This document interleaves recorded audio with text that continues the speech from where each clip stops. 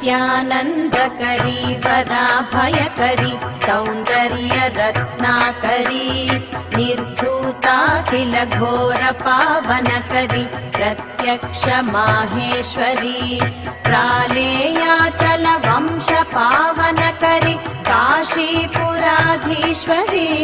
भिक्षां देहि कृपावलम्बनकरी माता अन्नपूर्णेश्वरी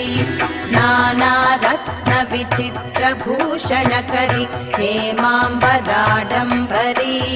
मुक्ताहार विलम्बमान विलसत् वक्षोज कुम्भान्तरी काश्मीरागरुवासिता रुचिकरी काशीपुराधीश्वरी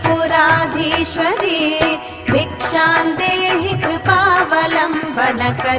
माता अन्नपूर्णेश्वरी।